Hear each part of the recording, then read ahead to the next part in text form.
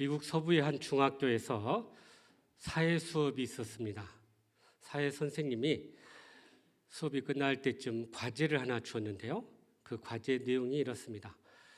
어떻게 하면 세상을 아름답게 만들 수 있을까? 너희들 한번 생각해보고 이번 학기가 끝날 때까지 한번 준비해봐라. 그렇게 과제를 내줬어요. 그랬더니 학생들이 무슨 이런 숙제가 있습니까? 하고 막 항의를 하고 막 불평을 이야기하는데 그중에 트레버라는 한 친구가 아주 진지하게 그것에 대한 고민을 하기 시작했어요. 어떻게 하면 아름다운 세상을 만들 수 있을까? 그것을 하기 위해서 트레버는 먼저 관찰을 하기 시작했습니다. 학교가 끝나고 집을 돌아가는데 친구들로부터 폭력을 당하고 있는 한 친구를 보게 됩니다. 또 지나고 나서 보니까 어떤 한 노숙인이 길에 떨어져 있는 음식을 주워 먹는 그러한 모습을 또 관찰하게 됩니다. 그리고 집에 왔더니 술에 잔뜩 취한 어머니의 모습을 또 이렇게 관찰하게 됩니다.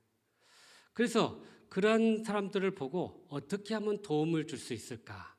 어떻게 하면 저 사람들을 세워서 다시 잘 살아갈 수 있게 도울 수 있을까? 그것을 고민하기 시작했습니다. 그래서 이 트레버의 이러한 노력으로 자신의 엄마와 또 선생님과 주변 사람들 한 사람 한 사람을 도움을 주면서 그렇게 과제를 해 나갔는데요. 그 과제를 하면서 문득 아이디어가 하나 떠올랐어요. 내가 이렇게 다른 사람에게 도움을 주면 세 사람에게 그 사람들을 도우라고 이렇게 요구를 하는 거예요. 그러면 그 세 사람이 또 다른 세 사람에게 도움을 주고 그렇게 해서 기하급수적으로 이렇게 이 섬기는 일이 도와주는 일이 확산되면 언젠가는 이 세상은 아름다워질 거다라는 그런 생각을 하게 된 것입니다. 소위 이것을 우리는 이 트레버의 도움주기 다단계 프로젝트다 이렇게 이야기합니다. 그래서 저 위에 한 사람 나로부터 세 사람에게 도움을 주고 또 그 세 사람이 또 다른 세 사람을 이렇게 도움을 주므로 언젠가는 이 세상이 아름다워질 것이라는 그런 믿음에서 이 이야기가 시작됩니다. 사실 이 이야기는 영화 아름다운 세상을 위하여라는 영화 내용의 줄거리입니다. 일명 트레버의 도움주기 다단계 프로젝트라는 이런 제목으로 그렇게 해서 사람들에게 도움을 줘서 많은 사람들이 그 일에 동참하게 돼요. 그래서 트레버부터 시작해서 그것이 주변 친구들 또 주변 사람들로부터 퍼지고 그것이 자기 지역으로 퍼지고 그래서 이것이 점점 미국 동부로 퍼지고 그래서 미국 전역으로 이 운동이 확산되게 되었다는 그런 이야기입니다. 저는 이 이야기를 들으면서 참 복음적인 내용을 담고 있구나 하는 생각을 갖게 합니다. 우리가 주님의 사랑을 입은 자로서 그 사랑을 세 사람에게 나누고 베푼다면 또 그 사람이 다른 세 사람에게 그 사랑을 나누고 베푼다면 우리는 이 남원 지역이 아마 따뜻하고 행복한 그런 도시로 바뀌게 될 줄로 믿습니다. 사실 이것이 전도에도 그대로 적용할 수 있는 그런 내용들이에요. 여러분, 한 사람이 주님의 은혜를 경험하고 전도의 사명을 감당해서 3명에게 복음을 전했어요. 그러면서 그들에게 당신들도 꼭 주변에 3사람에게 복음을 전해 주십시오. 그렇게 한다면, 그래서 그것이 확산된다면 우리 남원 지역, 우리 전라북도 또 이 한국이 복음화가 이루어지게 될 줄로 믿습니다. 사실 이것은요, 예수님의 세계 복음화의 비전과도 같은 원리였어요. 예수님께서 12명의 제자를 세우셨어요. 그리고 누가복음 10장에 보면 70명의 제자들을 파송했습니다. 그리고 사도행전 1장에 보면 제자들이 120명이 되었다라고 이야기합니다. 그 제자들이 더욱더 확산되어서 3,000명, 5,000명 그 이후로 무수한 제자들이 세워졌다라는 거예요. 예수님의 마음에는 바로 인류 구원이라는 위대한 비전을 품고 계셨던 거죠. 그리고 그 비전 아래 그분이 품은 한 영혼이 있었다는 사실입니다. 오늘 말씀은 예수님이 이 사마리아에 잃어버린 한 영혼을 구원하는 그런 이야기입니다. 예수님이 이 땅에 오신 목적을 분명히 우리에게 말씀하십니다. 인자가 온 것은 잃어버린 자를 찾으려고 구원하려고 오셨다라고 분명히 말씀하고 있어요. 그 잃어버린 자들이 누굽니까? 가난한 자, 병자들, 또 죄인들, 세리들, 이런 자들을 주님이 찾으셨다는 거예요. 그 영혼들을 찾기 위해서 오늘 예수님은 사람들이 꺼리는 이 사마리아의 한 동네로 가신 거예요. 그리고 인생에 지쳐있는 이 한 여인을 만나주시고 그를 새롭게 해 주셨다는 사실입니다. 그러므로 우리도 어떻게 하면 이 한 영혼을 품고 주님께 인도할 수 있을 것인지 오늘 또 주시는 말씀을 통해 주님의 음성을 듣고 그렇게 순종함으로 그렇게 한 영혼을 향한 주님의 비전을 함께 이루는 저와 여러분 되시기를 주님의 이름으로 축복합니다. 먼저 3절과 4절 말씀 같이 읽어볼까요? 시작. 유대를 떠나사 다시 갈릴리로 가실새 사마리아를 통과하여야 하겠는지라. 아멘. 여기 보니까 예수님이 유대를 떠나 갈릴리로 가시겠다라고 말씀합니다. 여기 떠나다라는 말은요, 그냥 우연히 가는 게 아니라 아주 의도적이고 계획적인 그런 여정임을 이야기하고 있어요. 사실 예수님께서 초기 사역은 갈릴리를 중심으로 행했습니다. 그래서 갈릴리에 많은 사람들이 예수님의 복음을 듣고 주님 앞에 돌아왔죠. 그러면서 그 사역이 점점 확대되면서 유대 지역에도 들어가서 말씀을 전하게 되었던 거예요. 사실 이스라엘 전체 지도를 보면 이 북쪽에 있는 갈릴리 지역은 그야말로 소외되고 낙후된 그런 지방 도시였어요. 그런가 하면 이 유대 지역은 예루살렘 수도가 있기 때문에 아주 중요하고 또 많은 사람들이 모여 사는 그런 곳이었다는 거예요. 그런데 예수님의 사역이 처음에는 바로 이 낙후된 그런 갈릴리로부터 그 사역이 시작되었던 거죠. 그리고 이 유다 지역에 와서 그 일들을 행하셨던 거예요. 그런데 오늘 본문에 보니까 다시 갈릴리로 돌아가시겠다는 거예요. 그 이유가 있어요. 왜냐하면 예수님의 복음을 받아들이고 점점 믿는 사람들, 제자들이 많아지게 된 거예요. 그러다 보니까 바리새인들이 그것을 알게 되었던 거죠. 종교 지도자들이 이러한 사실을 알고 굉장히 마음이 불편해지기 시작합니다. 그래서 예수님은 그들과 불필요한 충돌을 피하기 위해서 다시 갈릴리로 가고자 하셨던 거죠. 겉으로는 바리새인들의 이 견제를 피하기 위해서 그곳을 떠난 것 같지만 그러나 사실 실제로는 아주 의도된 행동이었다는 것입니다. 거기에는 주님의 계획이 있으셨던 거예요. 이것은 분명 두려움이나 또는 이런 사람들로부터의 피함이 아니라 하나님의 때에 이 사마리아를 통해서 한 영혼을 구원하고자 하는 하나님의 계획이 있었다라는 사실입니다. 그래서 4절에 보니까 이런 말씀이 있어요. 사마리아를 통과해야 하겠는지라라고 이야기합니다. 이 하겠는지라라는 이 단어의 영어 표현 had to go예요. 이건 무슨 말이냐면 아주 강한 의무를 담고 있는 표현이에요. 그러니까 반드시 가야겠다는 거죠. 그런 예수님의 강한 의지가 바로 이 말씀 안에 담겨져 있었던 거죠. 도대체 무엇 때문에 그 지옥으로 가야 했을까요? 바로 잃어버린 그 영혼을 찾고자 하셨던 거예요. 그 영혼을 찾아서 구원하고 그 영혼을 회복하고 하나님의 사람으로 세우기 위해서 예수님은 의도적으로 그 사마리아의 길을 들어가게 되었던 거죠. 사실 역사적으로 보면 사마리아는요, 이 북이스라엘 땅에 있었어요. 그리고 아수르라는 이 나라에 의해서 이 지역이 멸망을 당하게 됩니다. 그들이 우상 숭배를 하니까 하나님께서 아수르라는 이 나라를 통해서 이 멸망을 시키게 하셨는데요. 그런데 문제는 이 아수르가 이 혼혈 정책을 쓴 거예요. 그래서 강제로 이스라엘 사람들을 다른 데로 이주하고 다른 사람들을 그곳으로 이주해서 살게 했던 거예요. 그러니까 남유다 쪽에서 봤을 때 그들은 우리의 형제 혈통이 더 이상 아니다.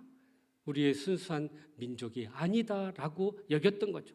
그래서 이스라엘 남유다 사람들은 이 사마리아에 있는 사람들을 굉장히 멸시하고 그들을 차별했던 것입니다.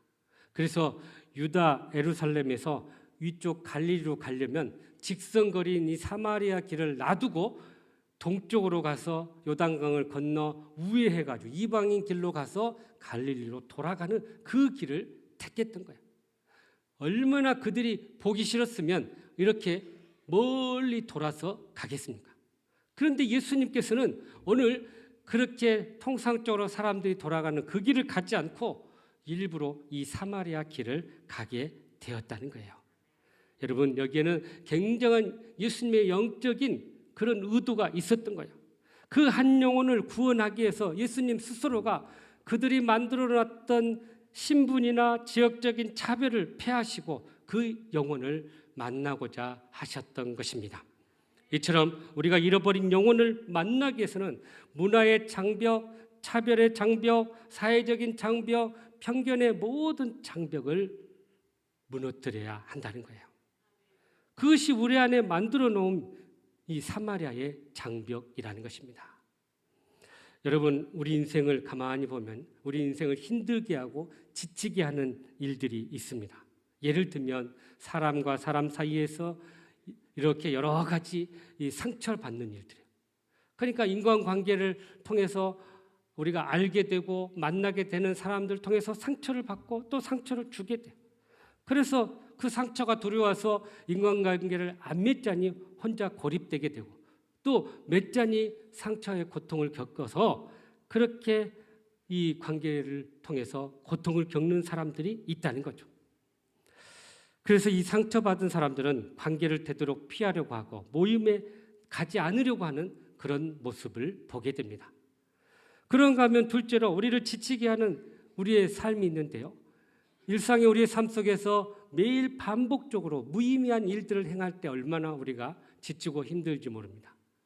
특별히 이 다람쥐 쳇바퀴 도듯이 참 먹고 살기 위해서 원하지 않는 일들을 하고 참 여러 가지 세상 직업들을 가지고 살면서 여러 가지 마음 가운데 어려움을 겪고 또 고통을 겪을 때가 얼마나 많은지 몰라요. 그런 고통이 하루나 또는 일주일이면 좋은데 때때로 한 달 또는 1년 또는 몇 년 평생 그 일들을 하면서 이렇게 의미 없는 삶을 살아갈 때가 있다는 거죠. 그것이 우리의 인생을 지치고 힘들게 한다는 거예요. 세 번째는 우리의 삶을 힘들게 하는 것 중에 하나가 나의 고민을 나누고 들어줄 친구가 없다는 것에 우리가 또 인생을 힘들게 생각한다는 거죠. 사회학자들은 말합니다. 물질 문명이 발달할수록 정신 문명이 쇠퇴한다고 이야기해요. 오늘날 같이 과학기술이 발달하면서 이렇게 많은 정말 문명들이 발달해 나가는데 그런데 반대로 우리의 정신적인 모든 것은 황폐해지고 더 고통스럽고 더 스트레스를 받게 된다는 거예요. 그런데 문제는 그러한 고민과 아픔을 나눌 사람이 없다는 것이 더 괴롭고 힘들 그런 모습이죠. 그런가 하면 우리가 또 우리의 삶을 지치게 하는 게 있는데요. 우리가 어떤 성분이나 출신 성분이나 지역이나 성별이나 또는 부자냐 가난한 자냐에 따라서 차별을 받을 때 우리는 많은 인생의 고통을 겪게 된다는 거예요. 우리가 살면서 이런 차별을 겪게 되면 참으로 우리의 어떤 존엄성을 무시당하게 되고 그러면서 더 힘들고 어려운 삶을 살아가게 되는 거예요. 그런데 놀랍게도 예수님은 바로 이러한 모든 차별의 장벽을 다 무너뜨리고 그 한 영혼을 구원하고자 그 길을 묵묵히 걸으셨다라는 사실입니다. 이처럼 우리가 주님의 길을 따른다면 우리도 이 사회적인 모든 장벽을 무너뜨리고 그 한 영혼을 구원하기 위해서 우리도 그 주님의 길을 걸어야 할 줄로 믿습니다. 그러므로 우리도 모든 사회적 장벽을 무너뜨리고 그 한 영혼을 우리가 품고 그렇게 주님께 인도하는 우리의 삶이 되어야 할 줄로 믿습니다. 계속해서 우리 7절 말씀 다시 한번 보시죠. 시작. 사마리아 여자 한 사람이 물을 기르러 왔음에 예수께서 물을 좀 달라 하시니. 아멘. 예수님께서 이렇게 한 영혼에 대한 비전을 가지고 그곳에 들어가서 이제 한 여인을 만나게 됩니다. 이 사마리아 여인 사회적으로 또 이 지역적으로 차별받고 소외받은 그런 사람이었어요. 심지어 이 나중에 보면 이 여인이 이 남편이 5이나 있을 정도로 참으로 고통스러운 인생을 살아왔던 거죠. 그런 그녀가 물을 길러 이렇게 왔을 때 예수님께서 그에게 물을 좀 달라라고 요청했던 거예요. 그런데 여러분, 지금 이때 물을 달라고 할 이 시점이 언제냐면요, 정오였다는 거예요. 한낮이었다는 거예요. 당시만 해도 그 한낮이 너무나 덥기 때문에 그렇게 한낮에 물을 기르는 사람이 없었어요. 그래서 보통 아침녘에 또는 저녁녘에 물을 길렀던 거죠. 그런데 이 한낮에 이 물을 길러 왔다는 것은 그가 사람들을 만나기 원치 않기 때문에, 그래서 사람들을 피하고자 이 한낮에 물을 길러 왔던 거죠. 겉으로 보면 참 평범해 보이지만 그의 안에는 정말 내면적으로 아주 목마른 그런 인생이었던 거예요. 그래서 그의 마음 가운데 참 여러 가지 고민과 아픔들이 있었음을 우리가 알게 되는데, 그래서 그 물을 이렇게 들어온 거죠. 사실 이 여인도 가만히 보면은 겉으로 보기에는 그냥 평범한 여인 같지만 우리가 이후의 말씀을 보면 얼마나 힘들고 어렵게 살아온지를 우리가 알게 돼요. 지역적인 그런 차별, 또 여성이라는 차별도 있었고요. 또 인간관계에서 오는 그런 고통도 있었고요.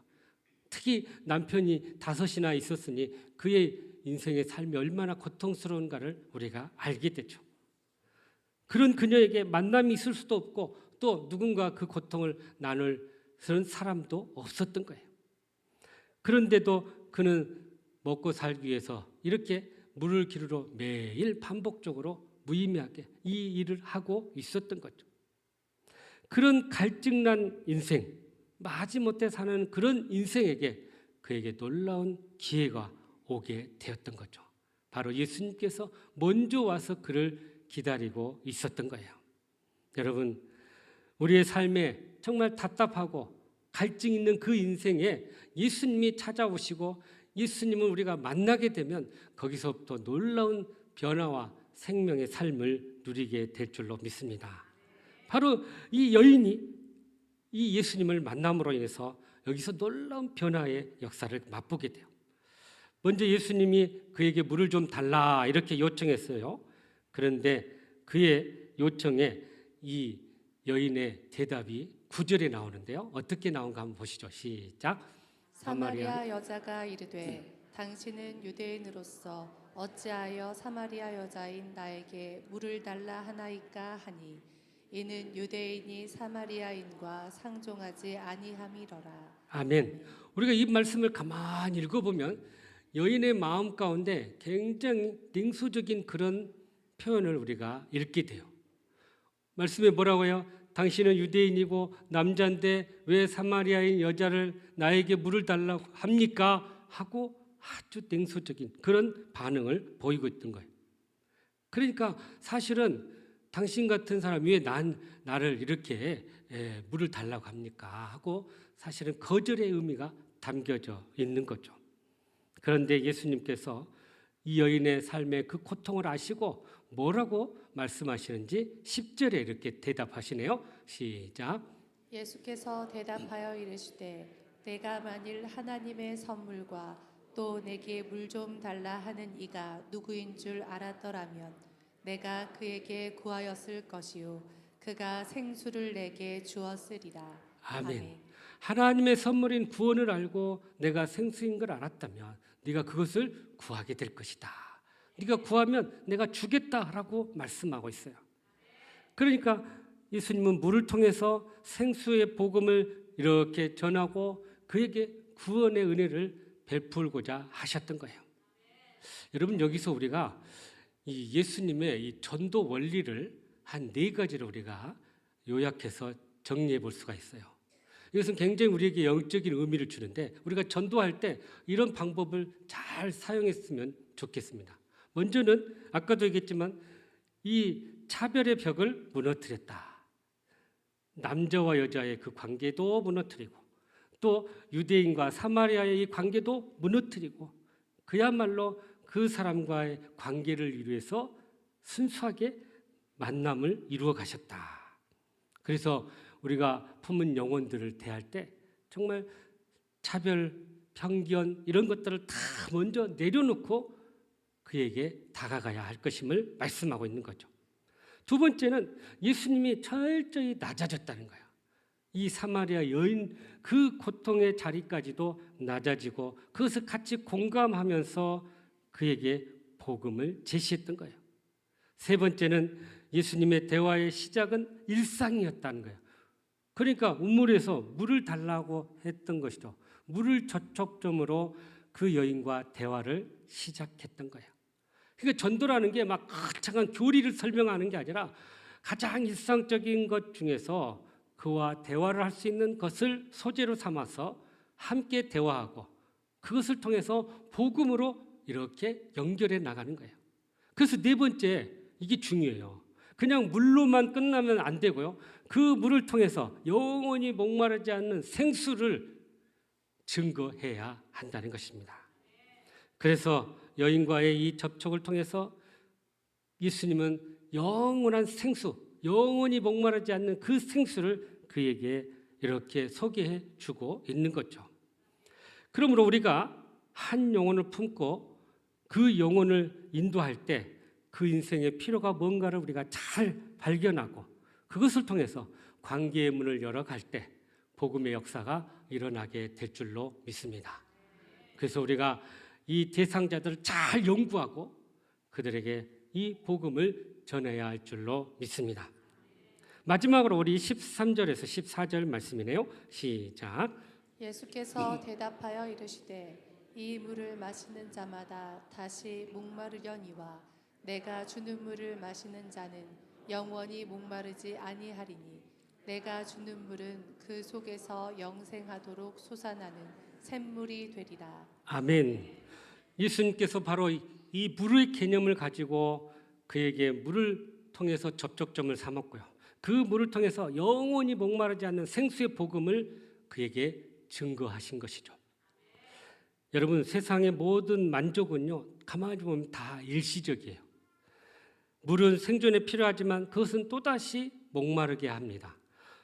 돈도 그러고요, 성공도 그러고요, 물질도 그러고요, 명예도 그러고요. 이것도 다 보면 채우는 것 같지만 또 공허하게 만든다는 거예요. 그래서 세상은 채워도 공허해지고 비워지는 게 세상의 모습이라는 거죠. 그런데 주님이 주시는 것은 놀랍게도 그 주님은 근본적인 것을 해결해 주시고 근본적인 것을 채워주시는 분이라는 사실입니다. 일시적인 만족이 아니라 근본적인 우리의 갈증을 해결해 주시고 또 우리의 삶의 문제를 해결해 주신다는 거예요. 생수는 일시적인 해결이 아닙니다. 그것은 우리 존재 자체를 변화하고 새롭게 하는 하나님의 놀라운 은혜라는 사실입니다. 오늘 우리가 살아가면서 참 고난한 갈증을 느끼며 살아갈 때가 얼마나 많습니까? 주님은 내게로 와서 이 생수를 마시라고 우리를 초청하고 계십니다. 삶에 지쳐있는 이 여인에게 주님은 참 소망으로 참 평안으로 그녀를 부르고 계셨던 거예요. 그래서 요한계시록 3장 20절에 이런 말씀이 있네요. 시작. 볼지어다 내가 문 밖에 서서 두드리노니 누구든지 내 음성을 듣고 문을 열면 내가 그에게로 들어가 그와 더불어 먹고 그는 나와 더불어 먹으리라. 아멘. 그렇죠? 예수님이 우리의 마음 문을 열기만 하면 들어와서 우리와 함께 동고동락하시겠다고 약속하고 계십니다. 또 예수님은 무거운 짐을 짓고 있는 우리들에게 나와서 우리 짐을 내려놓으라고 초청하고 계십니다. 마태복음 11장 28절이네요. 시작. 수고하고 무거운 짐 자들아 다 내게로 오라 내가 너희를 쉬게 하리라. 아멘. 아멘. 우리들은 각자의 인생의 짐을 지고 있어요. 그 역할에 맞는 책임의 짐을 지고 있는 거예요. 그런데 이것을 지기 위해서 쉴 새 없이 우리가 살아가고 그 어려움들을 우리가 고스란히 겪고 있는 거죠. 그런데 오늘 주님께서 그 짐을 내려놓고 내게로 와서 쉼을 누려라 라고 초청하고 계신다는 거예요. 그래서 이것을 받아들이는 자들은 그 은혜를 누리고 거부하는 자들은 그 은혜를 누리지 못하게 된다는 거죠. 그런데 놀랍게도 오늘 이 사마리아 여인은 예수님의 이 초청을 받아들이고 그 생수의 은혜를 경험하게 되었던 것입니다. 그랬더니 그 마음 가운데 정말 샘솟는 기쁨이 가득 차게 되고 생명의 놀라운 능력이 나타나게 되었던 거예요. 부정한 생각들이 이제는 긍정의 생각으로 바뀌게 되고 소극적인 그의 삶이 이제 적극적인 삶으로 바뀌게 되었던 것입니다. 이전 예수 그리스도의 만남은 우리의 전인적인 삶의 변화를 이끌어 주신다는 사실입니다. 그런데 여러분, 이 생수의 특징은요, 그냥 고인물에서 나오는 게 아니라는 거예요. 안에서 끊임없이 샘솟듯이 나오게 된다는 거예요. 세상의 물은 밖에서 채워지고 다시 갈증을 일으키지만 우리 안에서 일어나는 이 샘솟는 은혜의 기쁨은 놀랍게도 끊임없이 솟아난다는 거예요. 그래서 그 은혜가 흘러 넘치게 하신다는 사실입니다. 여러분 기억하십시오. 은혜는 흘러 넘쳐서 다른 사람에게 흘러가야 돼요. 그래서 샘솟는 기쁨들이 우리 안에 계속해서 넘칠 때 그것이 다른 사람에게 넘어가게 되고 또 우리 안에서 계속해서 그것이 뿜어져 나오게 된다는 거예요. 그래서요, 물이 뿜어져 안 나오면 그냥 그대로지만 계속 물을 품어내면은 계속 좋은 물들이 저 밑에서 우러나옵니다. 그래서 우리는 이러한 삶을 유지하려면 이 샘솟는 기쁨들을 다른 사람에게 나누고 증거하고 전하는 삶이 되어야 한다는 거예요. 그래서 오늘 이 여인도 그 기쁨을 알고 마을 사람들에 가서 그 은혜를 함께 나누게 됐습니다. 28절에서 30절 말씀인데요. 한번 보시죠. 시작. 여자가 물동이를 버려두고 동네로 들어가서 사람들에게 이르되 내가 행한 모든 일을 내게 말한 사람을 와서 보라. 이는 그리스도가 아니냐 하니 그들이 동네에서 나와 예수께로 오더라. 아멘. 아멘. 그러니까 우리가 받은 은혜를 그만 우리 안에만 머무르지 않고 계속해서 가서 흘러가게 하고 다른 사람에게 나눠주면 그 은혜가 충만할 뿐만 아니라 그것이 다른 사람을 통해서 놀라운 믿음의 역사가 일어나게 된다는 것입니다. 여러분 시편 5편에 105편에 보면요 이런 말씀이 있어요. 이 시편 기자가 하나님의 은혜를 경험하고 그 하나님이 나에게 행하신 일들을 알리라고 이야기합니다. 기이한 일들을 전하라고 말합니다. 그리고 그 하나님을 자랑하라고 고백하고 있습니다. 우리가 받았다면 그 은혜를 증거하는 것이 바로 우리들의 사명인 줄로 믿습니다. 그렇게 증거했을 때 그 결과로서 어떤 일이 일어났냐면 39절에 보면요 이런 표현이 나와요. 그 사마리아 지역에 많은 사람이 예수님을 믿었다라고 이야기하고 있어요. 여러분 놀라운 일이에요. 한 영혼이 한 여인이 변화됐을 때 그 지역에 놀라운 믿음의 역사가 일어났다라는 사실입니다. 우리가 품은 한 영혼이 주님 앞에 돌아오면요 그 영혼 안에 있는 그의 가족들이 주님 앞에 돌아오게 될 줄로 믿습니다. 그의 친구들이, 그의 이웃들이, 그의 동료들이 주님 앞에 돌아오게 될 줄로 믿습니다. 바로 이것이 예수님의 비전이고 우리가 꿈꾸는 부흥인 것입니다. 그러므로 우리가 품은 이 한 영혼을 주님께 인도하여 그가 생명을 얻게 하고 또 그 생명을 다른 사람들에게 증거하도록 세워갈 때 우리를 통해서 놀라운 하나님의 부흥의 역사가 일어나게 될 줄로 믿습니다. 사랑하는 성도 여러분, 잃어버린 한 영혼을 품고 계십니까? 대답이 없네요. 품고 계시죠? 예. 그 영혼을 주님께 인도하기를 원하십니까? 그렇다면 오늘 주신 말씀처럼 모든 사회적인 장벽을 무너뜨리고 모든 차별을 무너뜨리고 그 영혼을 향한 사랑의 마음으로 다가갈 수 있기를 간절히 바랍니다. 또한 그 한 영혼을 품고 그 인생의 필요가 무엇인지를 우리가 잘 발견하고 그 필요를 매개를 통해서 주님을 서게 할 수 있기를 간절히 바랍니다. 나아가서 그 한 영혼을 통해 또 다른 영혼들이 주님 앞에 돌아오도록 그 영혼을 세워가는 놀라운 은혜가 있기를 간절히 바랍니다. 그래야 한 영혼을 향한 주님의 비전을 우리가 함께 이루어서 하나님께 영광 돌리는 저와 여러분의 삶이 되시기를 주님의 이름으로 축복합니다. 기도하겠습니다. 사랑과 은혜가 풍성하신 하나님, 사순절 기간 우리가 한 영혼을 품고 주님께 인도하고자 함께 기도하고 있습니다. 이제 그 영혼을 주님께 인도하여서 놀라운 보응의 역사를 일으키는 저희들 되게 하여 주시옵소서. 한 영혼을 향한 주님의 비전을 우리도 깨닫고 그 일에 동참하는 저희들 되게 하여 주시옵소서. 예수님의 이름으로 기도하옵나이다. 아멘.